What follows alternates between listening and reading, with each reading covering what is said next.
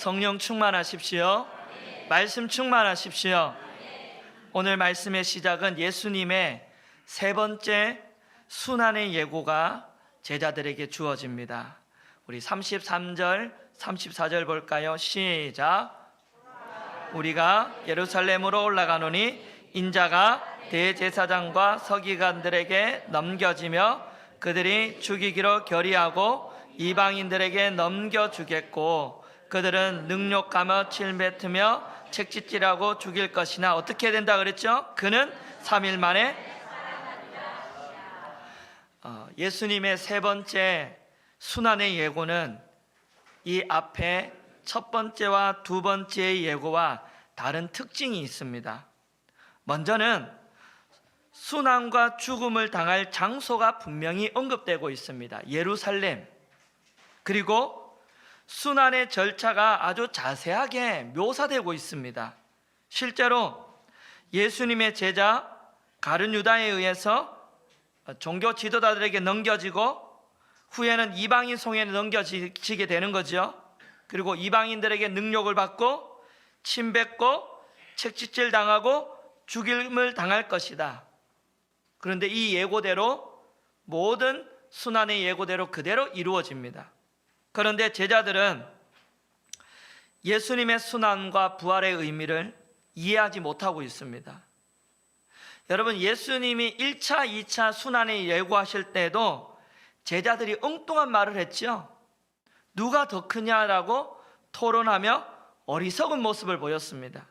이번에도 보면 예수님이 순환 예고가 있고 제자들의 영적 무지와 어두운 모습을 우리에게 보여주고 있습니다. 그런데 이번에는 좀 더 노골적입니다. 예수를 따르려고 하는 제자들 속에 숨겨져 있는 아주 불순한 동기가 보여집니다. 마지막 순환의 예고가 주어지자 야고보와 요한이 예수님께 이런 말을 청탁을 합니다. 37절 볼까요? 시작.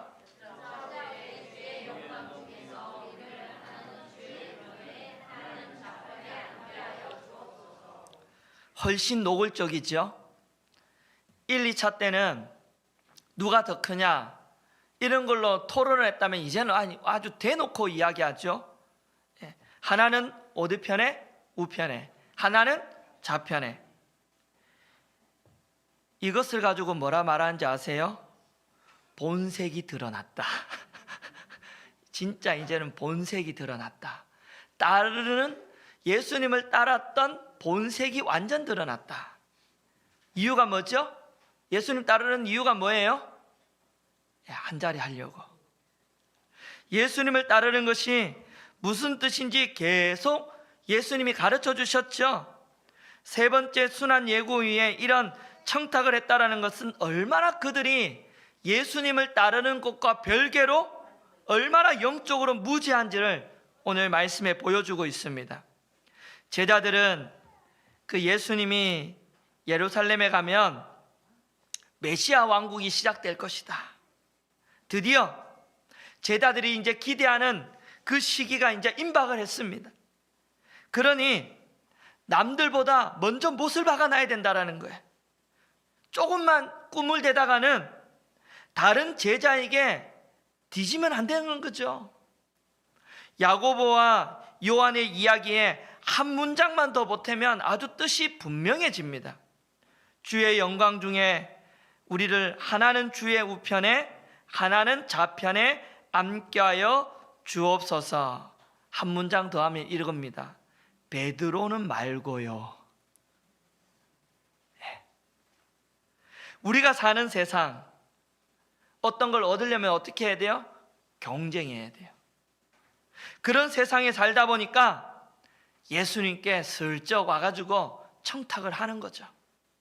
그러자 예수님 뭐라고 이야기하시죠? 38절입니다. 예수님 이제 뭐라고 이야기하십니까? 시작.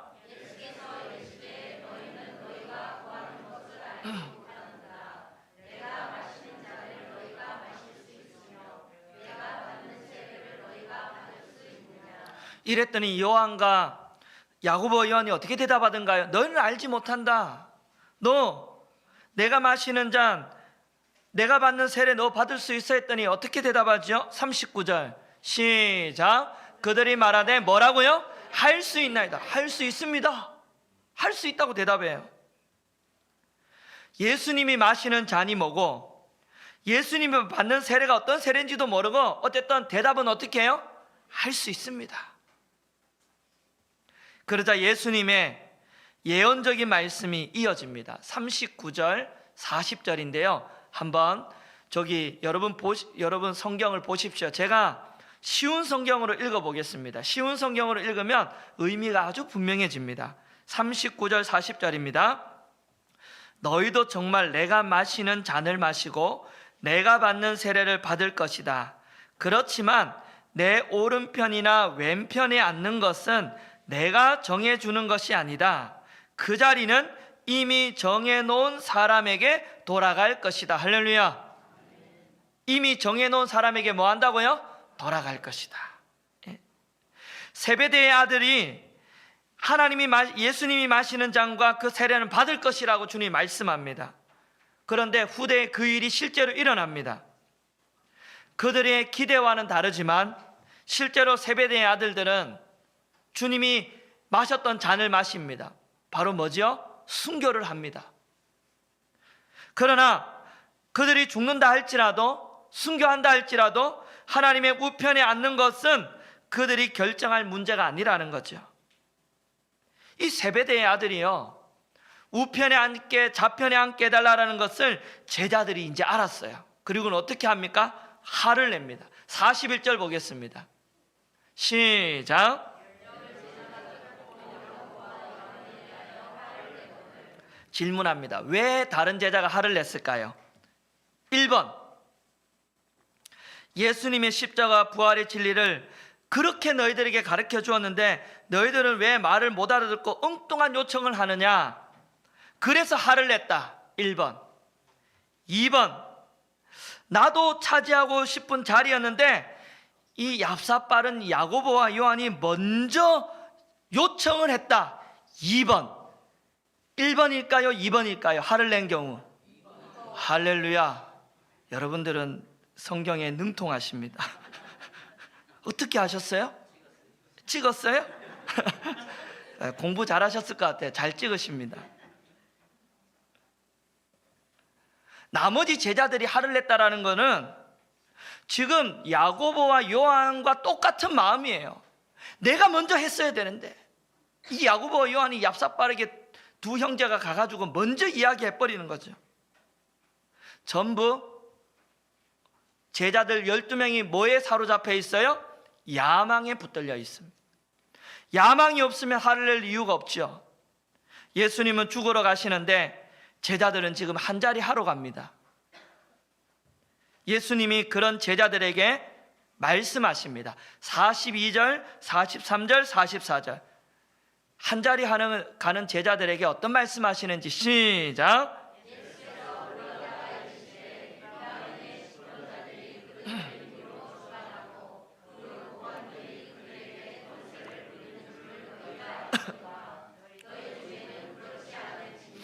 너희 중에 누구든지 크고 나는 자는 너희를 섬기는 자가 되고 너희 중에 누구든지 으뜸이 되고자 하는 자는 모든 사람의 종이 되어야 하리라.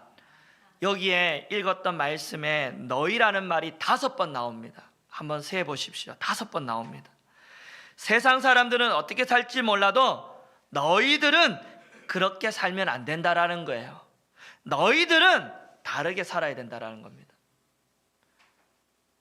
옆 사람과 우리 인사합시다. 우리는 다르게 삽시다. 네. 그럼 어떻게 살아라고 말하죠? 세상에서는 남보다 높은 지위에 있는 사람, 남보다 많이 가지는 사람들을 대접합니다. 그러니 어떻게든 높아지려고 하죠. 어떻게 높아지려고 길을 씁니다. 경쟁을 합니다. 청탁을 합니다. 부정을 합니다.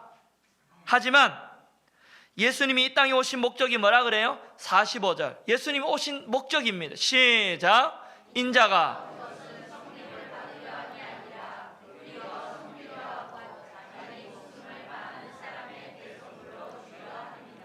하나님 앞에 큰 자는 어떤 자라고요? 섬기는 자다. 할렐루야.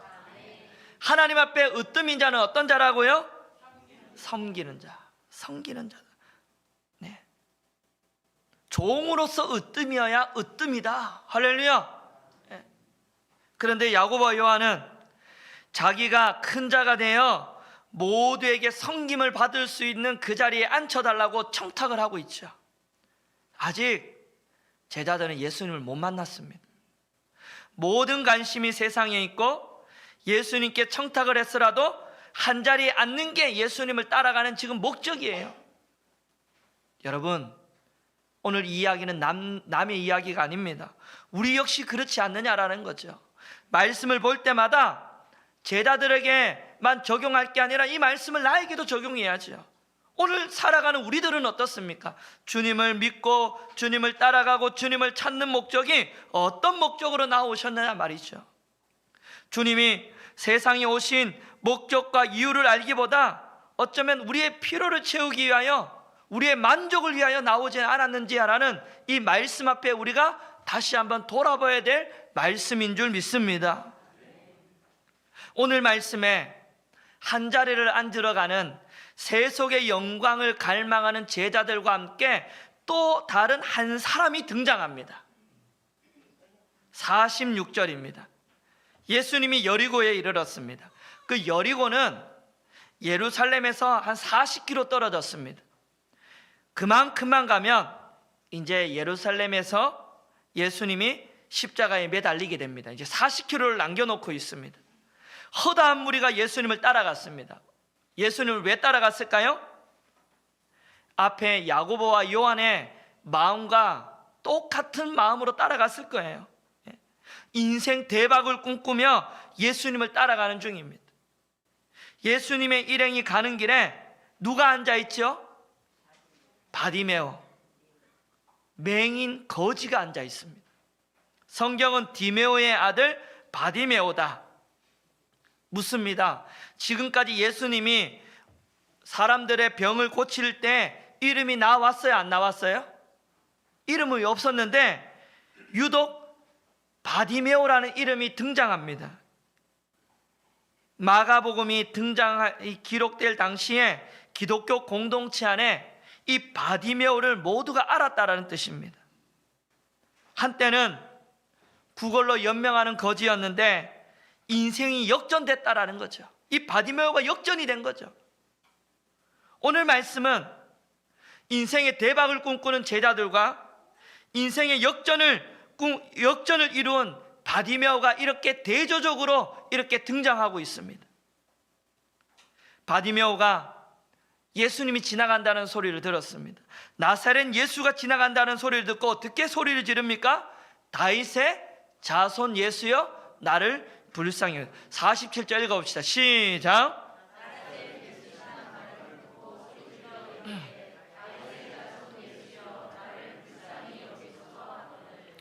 여러분, 바디메오가 들은 말은 어떤 말이에요? 나사렛 예수시라는 말을 들었어요. 그러면 나사렛 예수여라고 불러야 되는데 어떻게 부르지요? 다윗의 자손 예수여라고 부릅니다. 이스라엘은 메시아 대망 사상이 있습니다. 뭔 말이냐면 언젠간 다윗의 자손 가운데 메시아가 와서 자기를 구원한다라는 사상입니다. 또 메시아가 오면 맹인이 눈을 뜨고 못 듣는 사람이 귀가 열리고 말 못하는 자가 혀가 풀리고 노래하는 날이 일어난다라는 거죠. 이런 대망 사상이 있습니다. 아닌 게 아니라 예수님이 그 일을 하고 있거든요. 예수님이 메시아라는 뜻입니다. 나사렛 예수는 자연인 예수를 말하고 다윗의 자손 예수는 메시아로 오신 예수를 말하고 있습니다. 바디메오가 예수님을 다윗의 자손이라고 부르는 것은 이런 신앙 고백입니다. 당신은 메시아입니다. 할렐루야. 제자들은 예수님이 누구신지 지금 모르고 있는데 바디메오는 예수님을 알았어요. 예수님 보고 뭐라 그러죠? 당신은 메시아입니다. 다윗의 자손 예수여, 제자들은 지금 따라가는 예수를 누군지도 모르고 따라가고 있는데 바디메오는 다윗의 자손 예수여, 다윗의 자손 예수여, 이 말은 당신은 메시아입니다. 제 눈을 뜨게 해주십시오. 당신은 그 일을 위해 오신 분이 아닙니까? 예수님과 같이 있는 많은 사람들이 이 말을 들었을 때 어떻게 해야 될까요? 얼른 바디메오를 일으켜가지고 예수님께 인도해야 될 거 아닙니까? 그런데 성경이 뭐라고 나오지요? 38절 볼까요? 48절 볼까요? 시작. 많은 사람들이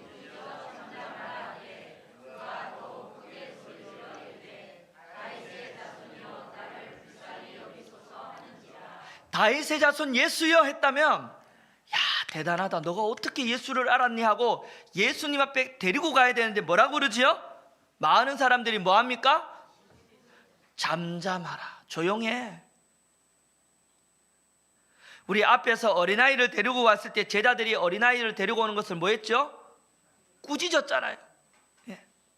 그때와 달라진 게 없어요. 차이가 있다면, 그때는 제자가 꾸짖었다면 이번에는 사람들이 막 예수님께 나오는 걸 꾸짖는 거죠. 여러분, 눈뜬 장님이라는 말이 있죠. 오늘 이 말씀에 진짜 누가 앞을 보지 못하는 사람입니까? 바디메오입니까? 예수님을 따라가는 제자입니까? 제자. 사람들이 구박했지만 바디메오는 예수님을 계속 부릅니다. 47절에도 다윗의 자손 예수여 부르고 48절에도 부릅니다. 더 크게 불러요. 오늘 말씀이 짧게 기록되어 있지만 아마 이거보다 훨씬 더 많이 불렀을 거예요. 간절히 불렀을 거예요. 조용히 해도 계속 불렀을 거예요. 왜? 예수님만이 내 눈을 뜨게 하는 유일한 분이시다는 믿음이 있었기 때문에 부르는 줄 믿습니다. 오늘도 주님을 부르시기 바랍니다.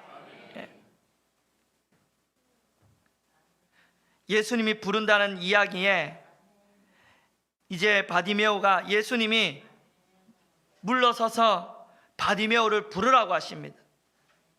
그 한마디에 바디메오를 꾸짖는 소리가 쏙 들어갔을 겁니다. 예수님이 부른다는 이야기가, 바디메오가 겉옷을 어떻게 했죠? 내어버리고 뛰어 일어나서 예수님 함께 나왔습니다. 우리 50절 읽어볼까요? 시작.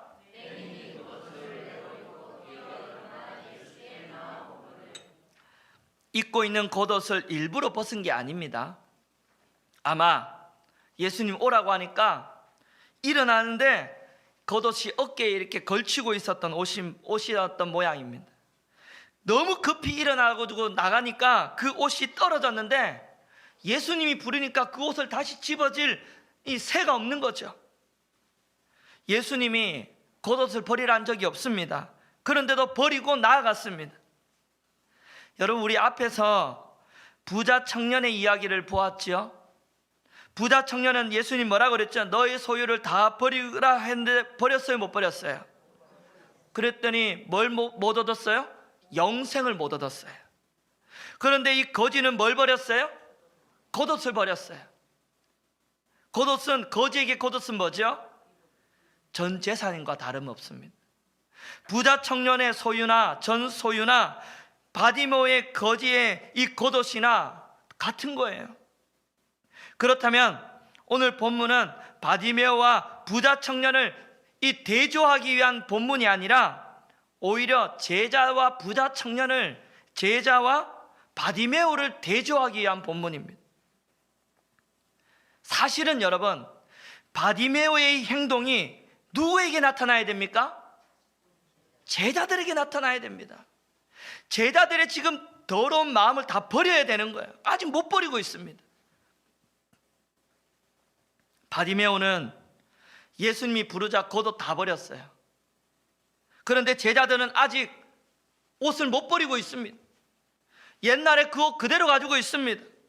야망의 옷, 권력의 옷, 세속의 옷, 세속의 영광, 이 옷을 그대로 입은 채 예수님을 따라가고 있습니다. 예수님을 이용하면 내가 한 자리에 앉겠구나. 예수님을 이용하면 내가 성공하겠구나. 예루살렘 입성을 앞둔 시점에 제자들이 정말 예수님을 제대로 알아보지 못한 제자들이 바로 영적인 맹인이라는 것을 오늘 말씀이 우리에게 말하고 싶은 요지예요. 누가 영적인 맹인이냐는 거죠. 바디모입니까? 제자들입니까? 예수님이 바디메오에게 이제 묻습니다.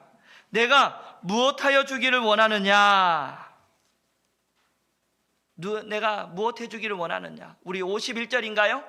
시작. 내가 무엇을 하여 주기를 원하느냐? 여러분 보세요. 이 질문이요 36절의 제자들에게도 똑같이 합니다. 36절 볼까요? 시작. 이르시되. 그렇죠? 제자들에게도 물었던 질문을 똑같이 바디메오에게도 똑같이 묻습니다. 야고보와 요한인데 물었을 때는 야고보와 요한이 뭐라 그랬죠? 뭐라 그랬나요? 그렇죠. 속이 다 들통났죠. 네?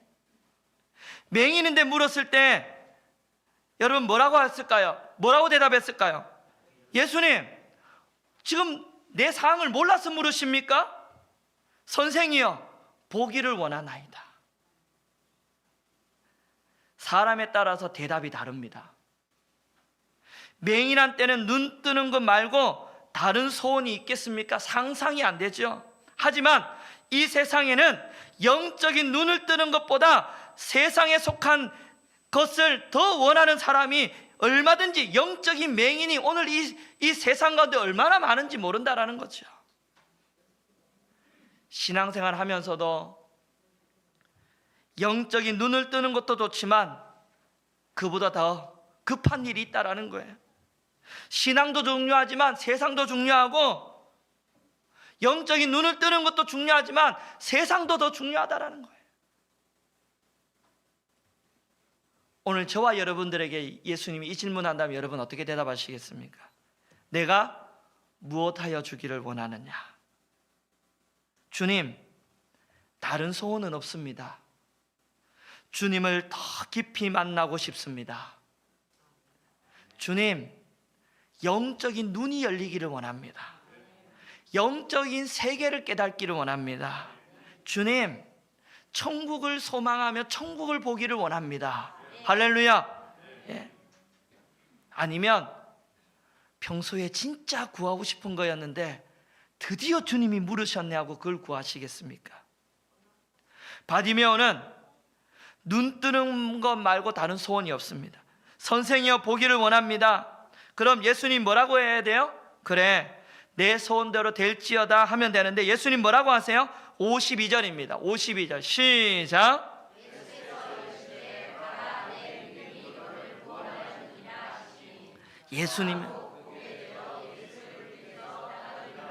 예수님이요 이 바디메오의 믿음을 기다리고 있었습니다.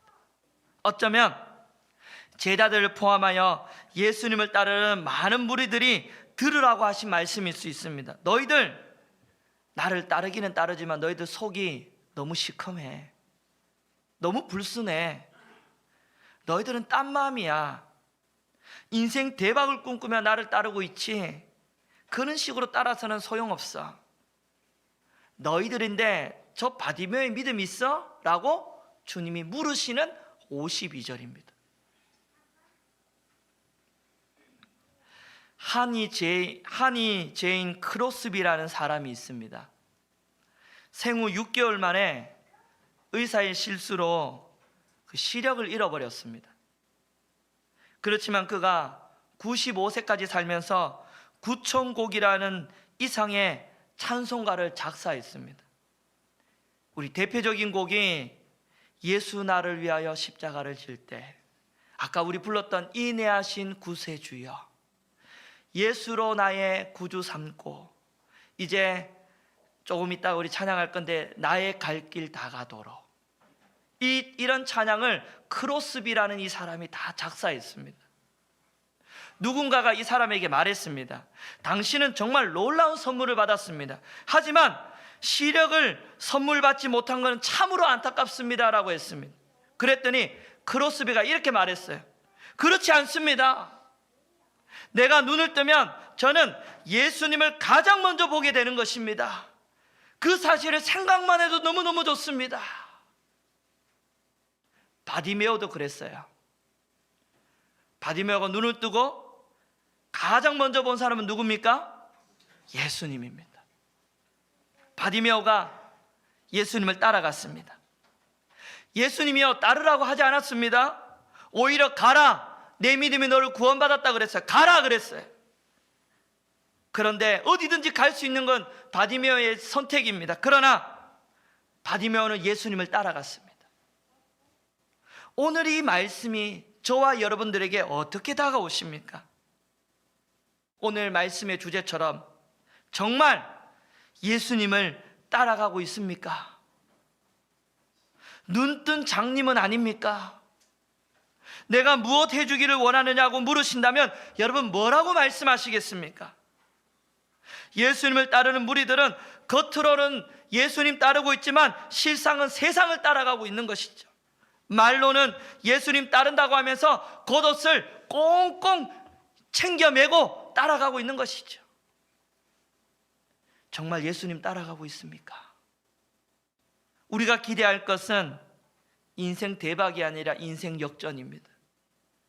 우리가 원하는 것이 크게 이루어지는 걸 바라는 게 아니라 우리 모두는 바디메오와 같은 믿음을 구해야 되는 줄 믿습니다.